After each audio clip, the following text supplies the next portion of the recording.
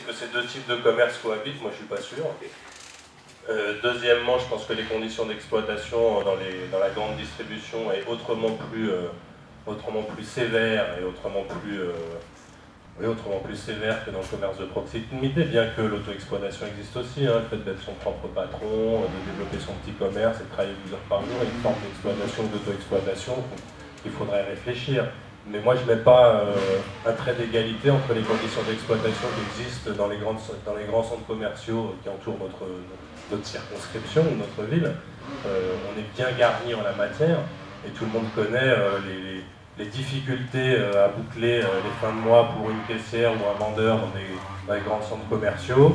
Tout le monde connaît aussi les difficultés de déplacement qui, enfin, je veux dire, non seulement je bosse pour 1000-1100 euros par mois dans des conditions horaires qui sont quand même sacrément dégradées, voire assez inacceptables, avec des pauses qui ne sont pas payées, avec des conditions de travail qui sont absolument dégueulasses. Mais en plus, il faut que je me déplace sur ce centre de travail, que je fasse ma petite heure de transport collectif, hein, ça coûte un petit peu d'argent, hein, que je prenne ma voiture et que j'enrichisse par la même occasion les grands pétroliers. Donc, moi, je pense vraiment que les grands centres commerciaux sont d'abord des grands centres d'exploitation. Alors, on pourrait rétorquer, oui, mais les prix sont plus bas. Ah, oui, les prix sont plus bas.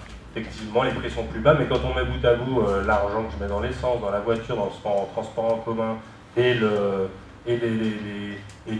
la façon dont j'encourage une certaine façon d'exploitation, les coûts au final sont moins éloignés. Donc ça, c'est la première constatation que je voudrais faire sur cette histoire-là.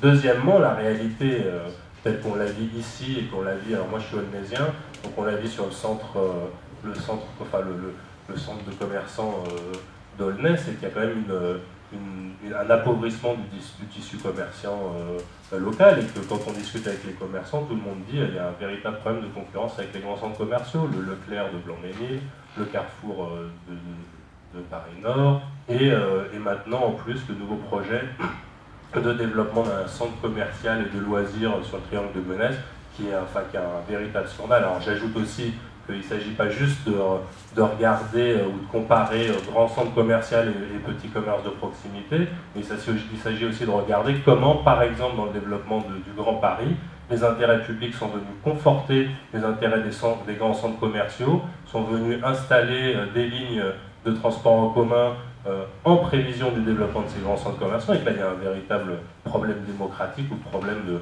de choix politique, c'est-à-dire qu'on a des institutions publiques qui, avec l'argent public, décident de mailler le territoire en fonction de grands intérêts privés. Donc ça, c'est un véritable problème que certains candidats et puis certaines associations soulèvent dans le coin. Donc voilà, moi, disons, ma conviction en la matière, évidemment, il faut relativiser aussi. J'allais dire, enfin, c'est pas une ode au petit commerce de proximité, parce que je sais aussi que les conditions de vie dans le petit commerce de proximité sont pas faciles. Hein. Enfin, les gens avec qui on discute le disent tous. Enfin, pour peu qu'on soit employé d'un petit commerce, c'est jamais facile. Hein. Donc, c'est pas un ode au petit commerce, mais en tous les cas, c'est de réfléchir à qu'est-ce que ça a comme conséquence de favoriser toujours les gros propriétaires, les gros investisseurs, quelles conséquences ça a sur les conditions de vie des habitants, des travailleurs, et puis de la qualité de vie. Avez-vous une proposition justement qui va dans ce sens-là? Est-ce que dans le cadre de... Allez, j'en donne qu'une. Supprimer le maillage du territoire qui favorise les grands centres commerciaux. Pour l'exemple des nouvelles lignes qui sont en devenir du Grand Paris, revenir sur ces décisions-là, qui sont des décisions qui prennent dans ma poche pour aller aux grands centres commerciaux. Donc voilà, une proposition, c'est on annule le Grand Paris. C'est clair.